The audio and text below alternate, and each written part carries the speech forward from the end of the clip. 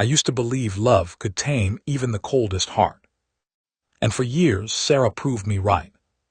She was known as the Ice Queen in the corporate world, a woman of steel, intellect, and poise who ruled her billion-dollar company with the calm precision of a winter storm. Men feared her. Women envied her. Yet when she came home, she'd melt for me. That was what made our love special. I was her exception. Or at least I thought I was. The first crack appeared one rainy Thursday evening. She came home later than usual, her heels clicking sharply against the marble floor of our penthouse. I remember the way the scent of her perfume, jasmine and cold rain, filled the air before she even spoke. "George," she said, setting down her bag, "I want you to meet someone." I looked up from the couch.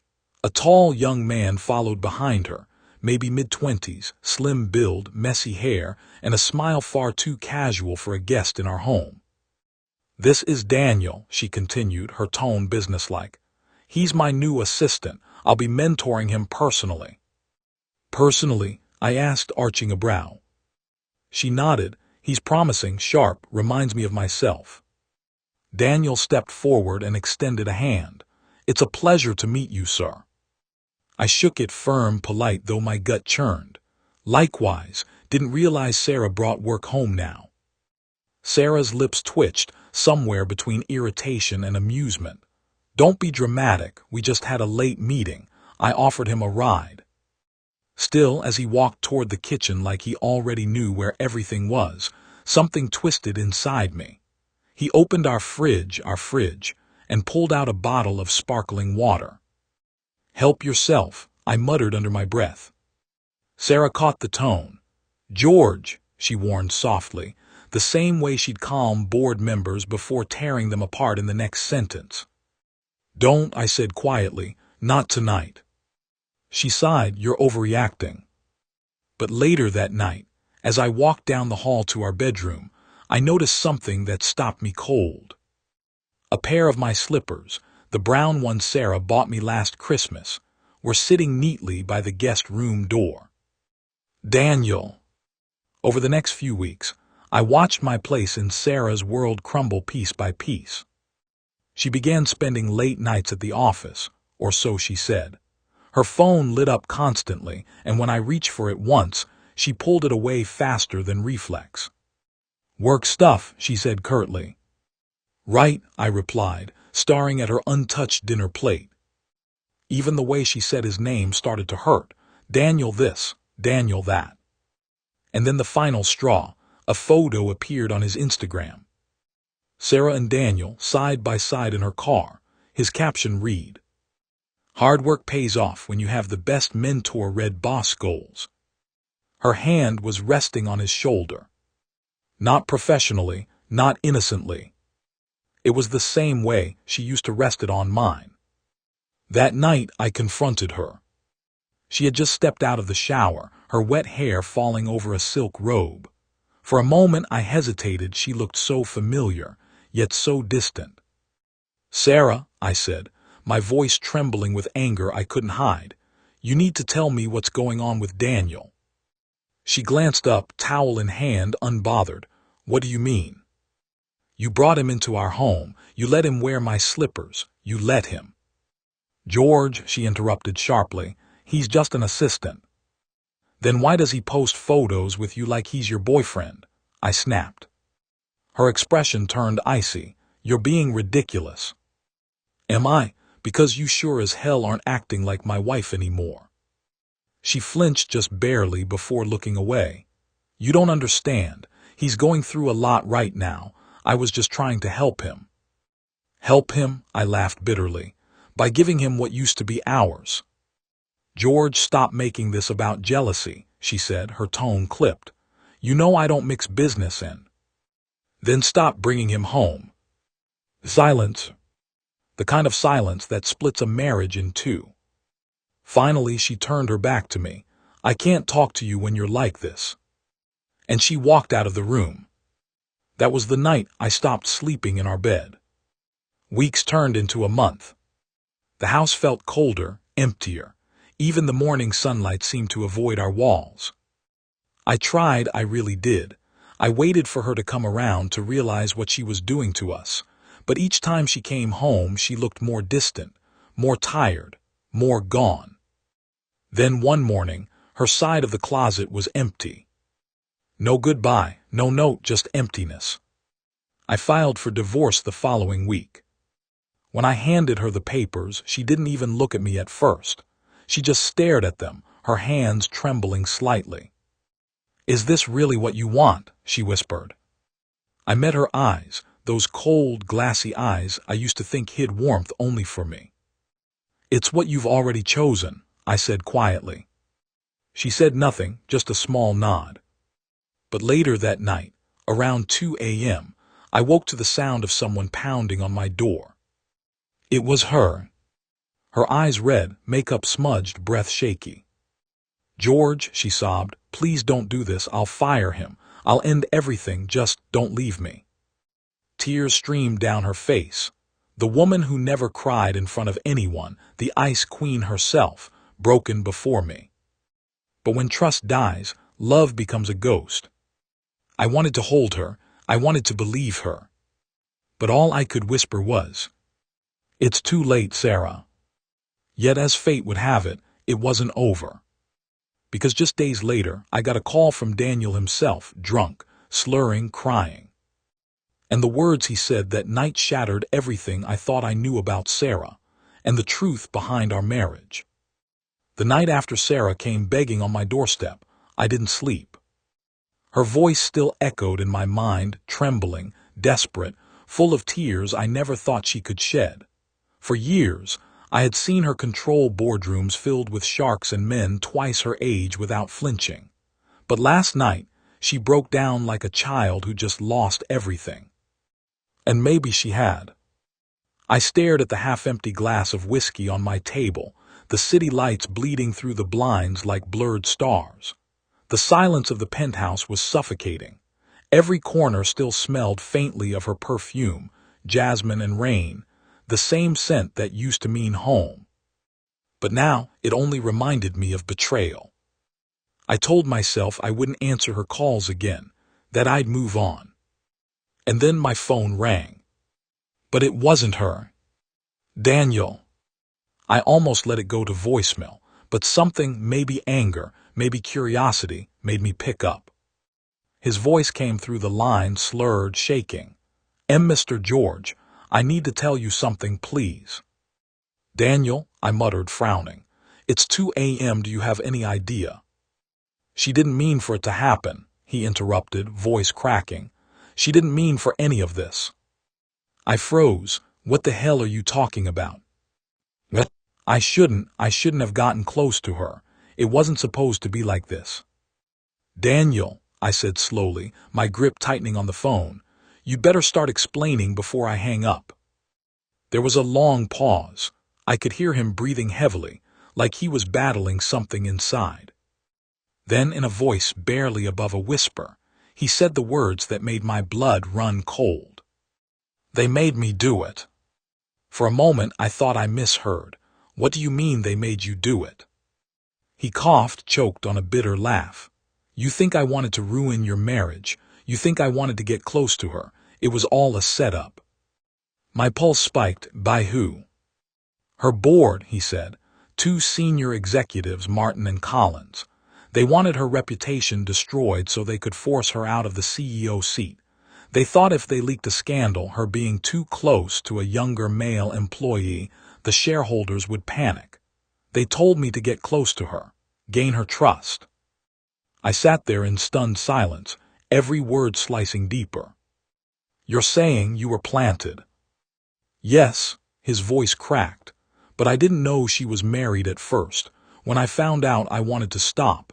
But they said they'd fire me, blacklist me. I panicked. I kept going. I thought she was untouchable, but then she started caring for me, protecting me, and that's when everything went to hell." The room spun. I remembered the way she defended him, the arguments, her refusal to listen. Not because she wanted him, but because she thought he was in danger. She was trying to protect you," I whispered, barely believing the words leaving my mouth. Yes, Daniel sobbed. She thought they'd hurt me if she didn't play along, but she didn't know they were already spreading rumors behind her back. The photos, they were staged. They even hacked her phone. She lost control of everything. I tried to tell her the truth last week, but she... He broke off suddenly, and I heard muffled voices in the background. Daniel, Daniel, I shouted. A loud crash, then static. The call went dead.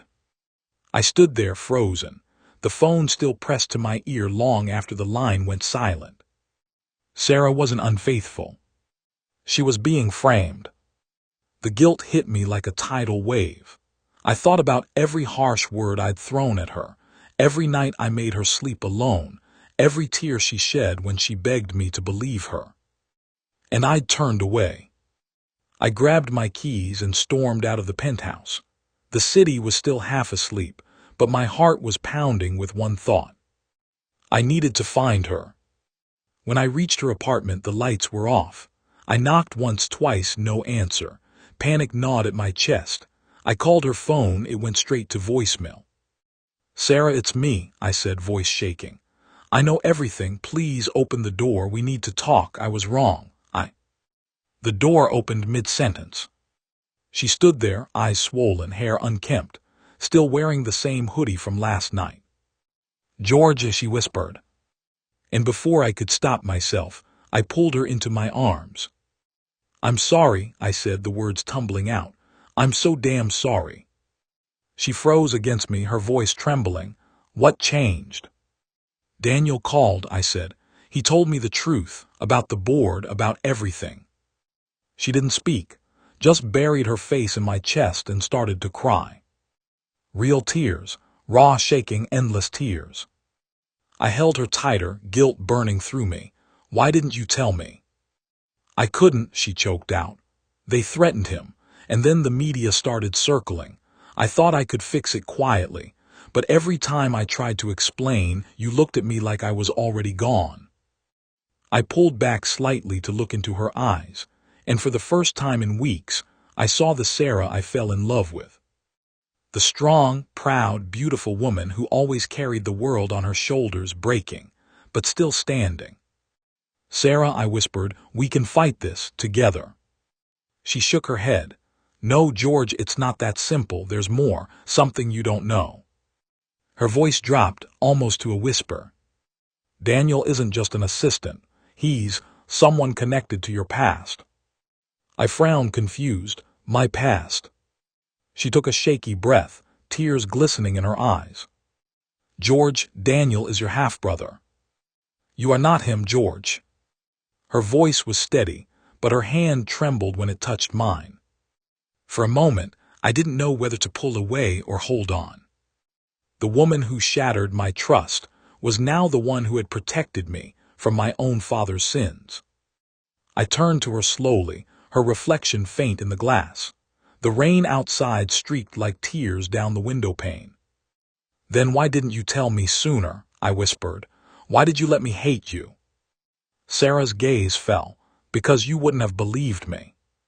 She wasn't wrong. After everything that had happened, the late nights, the photos, the silence, I would have called her a liar if she tried to defend herself back then. I wanted to tell you the night you filed for divorce, she said quietly, but you looked at me like I was nothing, like all the years we spent together meant nothing. Her voice cracked. You used to say I was your home, George, but that night, you left me standing in the cold, begging for a door that wouldn't open. My throat tightened. I remembered that night too clearly, the sound of her fists against the door, her tears soaking through my shirt when I refused to hold her. I thought I was protecting my pride, but I was only building a wall around my own regret. I ran a hand through my hair, packing. So let me get this straight. The board wanted to take the company. Martin knew about my father's affair. He found Daniel, my half-brother, and used him to stage a fake scandal with you, to ruin your image and break our marriage, all to control the shares I inherited. Sarah nodded. Yes, and they almost succeeded. Almost. The word hung heavy between us, like a door that hadn't fully closed.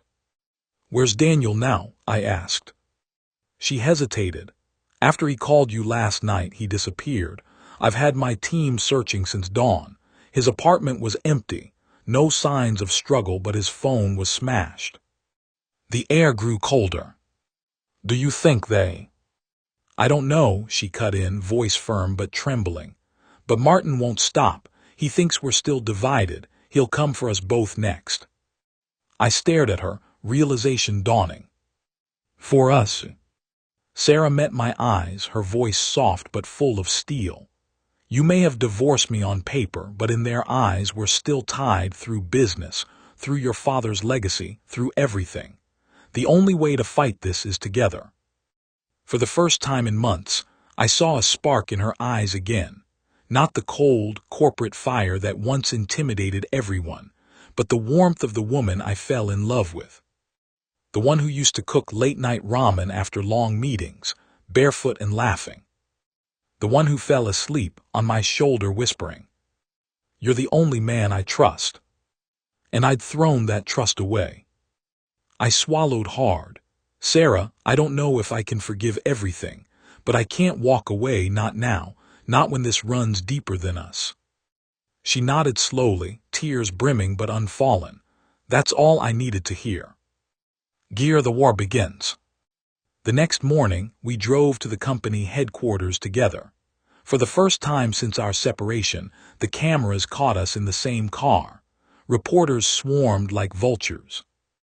"Mr. and Mrs. Hale, is it true you've reconciled?" "Sarah, are the rumors about your assistant true?" "George, did you file for divorce because of company pressure?" I ignored them all. Sarah, in her black coat and sharp heels, stood tall beside me, her expression calm, but her hand brushed mine as we entered the glass doors. A silent truce. Inside, her secretary ran up, whispering something urgent. Sarah's expression darkened. "What is it?" I asked. "Martin," she said. "He's called for an emergency board meeting, today." I could see it in her eyes. This wasn't a coincidence. He already knew we were working together again. "Then let's end this," I said, my jaw tightening. She nodded once, her hand brushing mine again, this time deliberately. The boardroom was a battlefield of polished marble and false smiles. Martin sat at the head of the table, gray hair slicked back, confidence oozing from every pore. "Well," he said, smirking, "look who decided to play nice again. The prodigal couple returns." Sarah's voice was ice. "Cut the theatrics, Martin." "Oh, come now," he purred. "No need to get defensive. The press has been quite entertained by your little domestic drama." He leaned back, eyes gleaming. "Tell me, George, how does it feel to be cuckolded by your father's bastard?" I saw red. Before I could react, Sarah's hand gripped mine under the table, firm, grounding, electric. "Enough," she said. "We both know what this is really about. You used Daniel to frame me and destabilize our marriage. You forged documents, leaked photos, and spread lies to manipulate the stockholders." Martin's smirk faltered. "That's a bold accusation." "And it's backed by evidence," she said, sliding a folder across the table. His eyes widened just slightly. "What is this?" "Copies of the emails you sent Daniel, the transfers you made from your offshore account, the recorded call you had with Collins." He froze. Sarah tilted her head, a small, dangerous smile curving her lips. "You should have remembered, Martin. I don't lose battles. I just wait for the right moment to strike." The room fell silent. For a long moment no one spoke. Then Martin laughed low, bitter, defeated. "You think you've won." Sarah didn't flinch. "No, we have." She looked at me, and for the first time, I realized she wasn't just fighting for her company. She was fighting for us. As we left the boardroom, the tension finally broke. Outside, under the morning light, I stopped and turned to her. "You planned all that, didn't you?" I said quietly. She smiled faintly. "I learned from the best." And before I could reply, she leaned in, not to kiss me, not yet, but close enough that her breath brushed my skin. "George," she whispered, We're not out of danger yet. There's still one person pulling the strings. Who? I asked. Her expression hardened. Your father. The drive to my father's mansion felt longer than I remembered, even though I'd driven that road 1,000 times before. The city lights faded behind us, replaced by tall iron gates and manicured trees that looked too perfect, too sterile, like everything he owned. Beside me, Sarah sat quietly, her fingers loosely interlocked on her lap. The silence between us was heavy, not uncomfortable, but full of things we didn't yet dare to say. I could feel her glancing at me from time to time. I knew what she wanted to ask. Are you sure about this? I was, but I had to be. When the gates opened, I felt a familiar chill crawl up my spine. The same feeling I'd had as a boy, walking into that cold house after one of my father's business trips. Except now, I wasn't the obedient son. I was a man carrying the weight of his sins on my back, and the truth ready to set it all on fire. We entered through the grand doors, the scent of old leather and polished oak filling the air. My father was waiting in his study, as always, behind that massive mahogany desk, with the same smug composure that had once commanded boardrooms and broken families. George, he said with a thin smile, and Sarah, what an unexpected surprise. His tone was calm, but his eyes, sharp, calculating, darted between us like he already knew why we were here. Cut the act, I said, stepping forward. We know everything. He leaned back in his chair, unbothered. Everything. About Daniel, I snapped. About Martin. About how you orchestrated this entire thing to force me back under your control.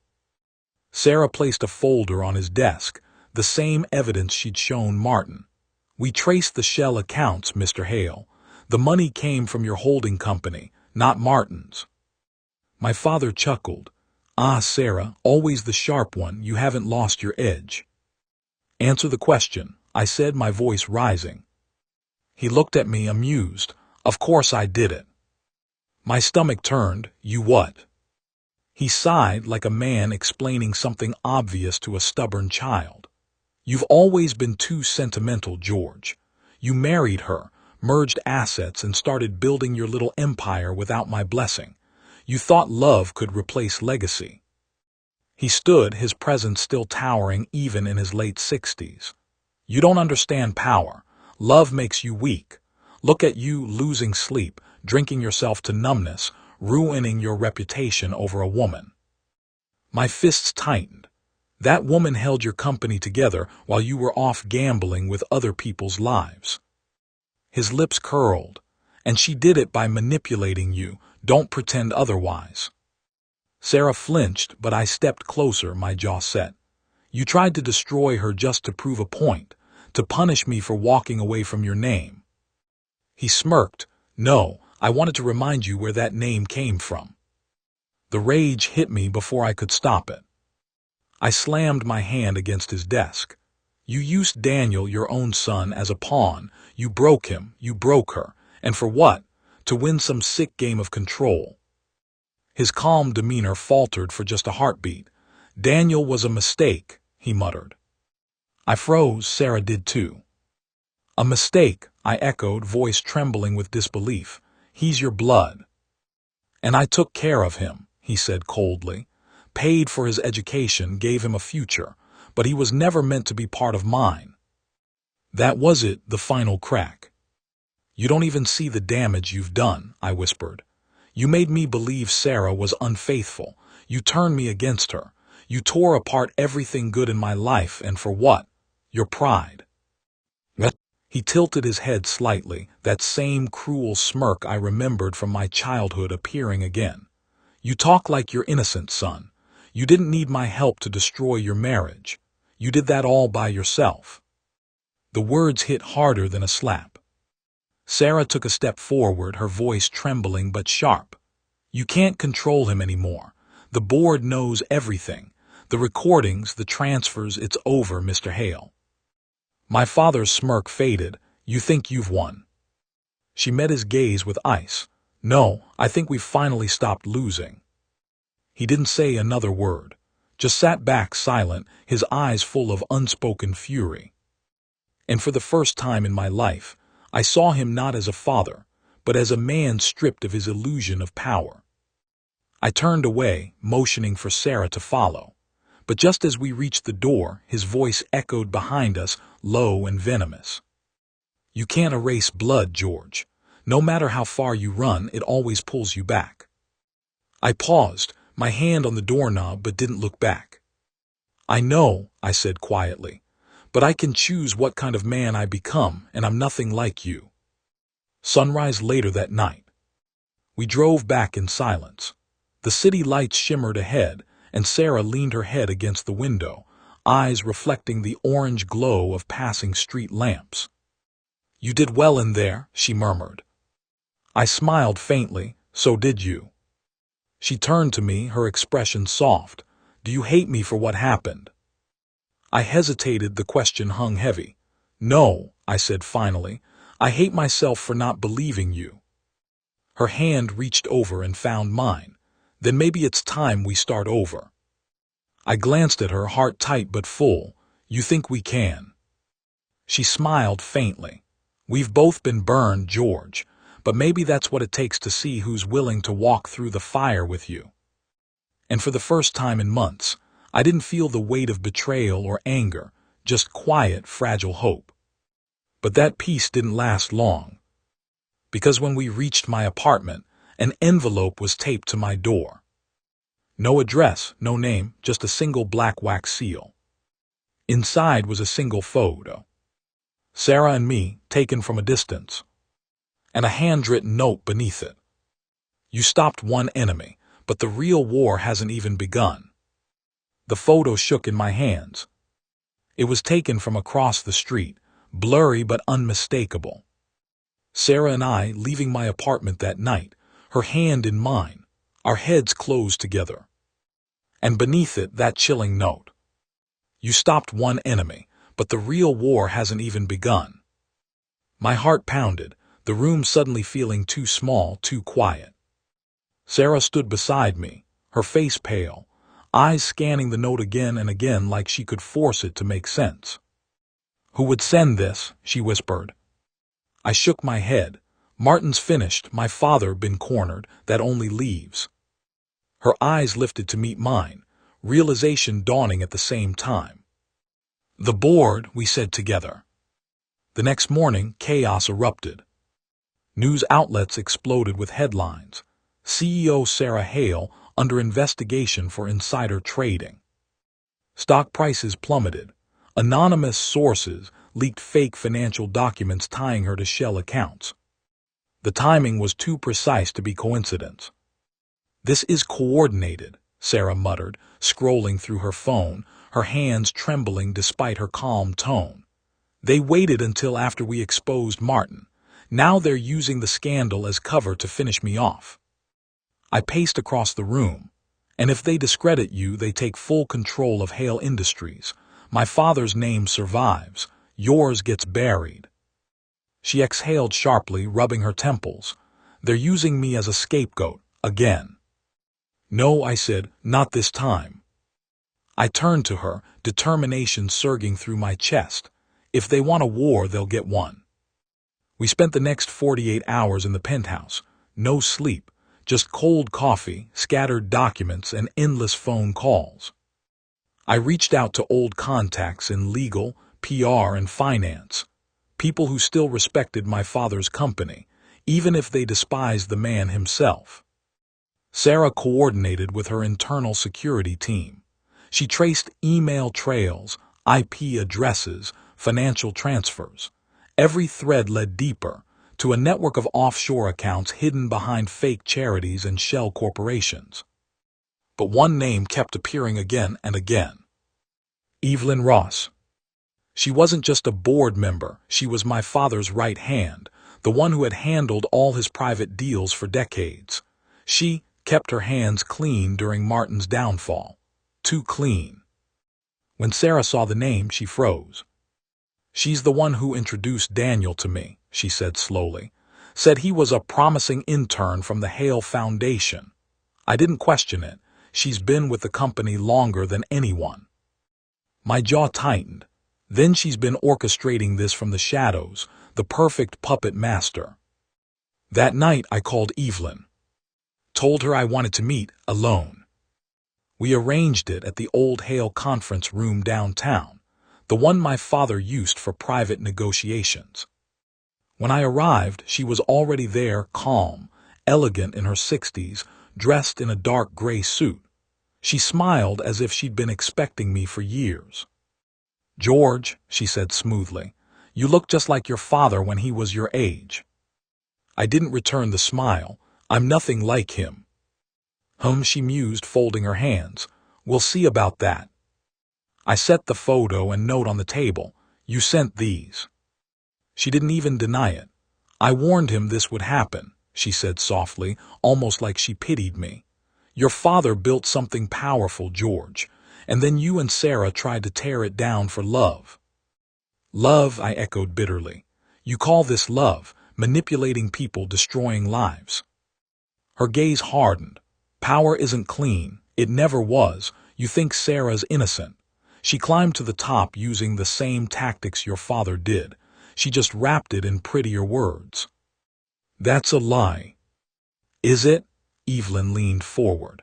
"Who do you think leaked the first story about your father's affair 20 years ago, the one that destroyed your parents' marriage?" My stomach dropped. "You're saying—" "Sarah's mentor was on the investigative team that exposed it. She knew what she was getting into when she married you. She wanted redemption, to rebuild the empire your family ruined. You were her way in." My mind spun. Was that true? Could Sarah have known, before me, before all of this? "Why are you telling me this?" I demanded. Evelyn smiled coldly. "Because I'm giving you a choice. Walk away now and I'll let her fall alone, or stay with her and lose everything." I left without a word. Outside, the city lights blurred in the drizzle, my breath fogging the glass of the car window. My thoughts wouldn't stop racing. Could Sarah really have known about my father's affair? Was that why she looked so broken when Daniel's name came up, not just because of guilt, but because of truth? When I returned to the penthouse, she was sitting on the couch, laptop open, hair pulled back, dark circles under her eyes. "You found something?" she asked, her voice hoarse. I looked at her, the woman who had once been my world, then my enemy, and now my reluctant ally. And I couldn't say a word. She noticed the silence immediately. "George, what happened?" I hesitated. "Sarah, did you know about my father's affair before you and I ever met?" Her eyes widened, and for a split second that flash of guilt told me everything. She closed her laptop slowly. "I didn't know it was your father," she said quietly. "Not at first. My mentor was investigating corruption at Hale Industries. I didn't realize who you were until later." My chest tightened. "And you never told me." "I was going to," she whispered. "But by then, I'd fallen for you. I didn't want you to see me as part of that past." I took a step back, the air thick between us. "So I was your redemption story."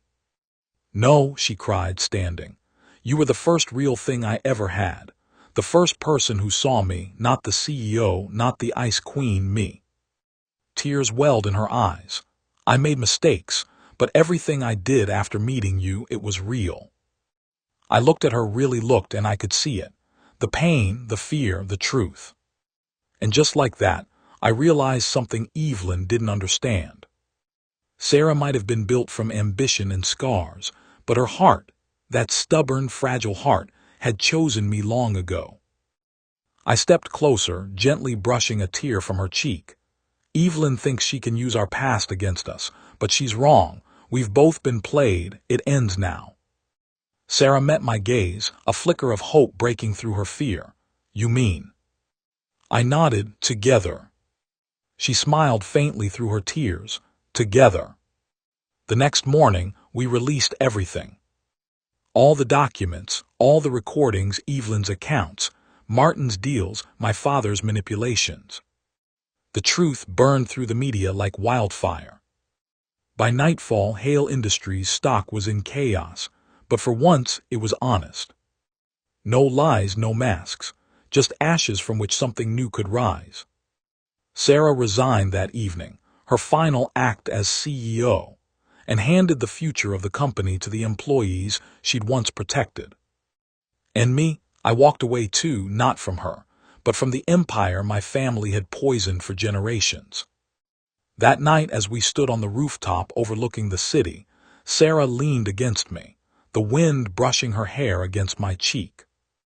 "Do you think we'll ever be normal again?" she asked softly.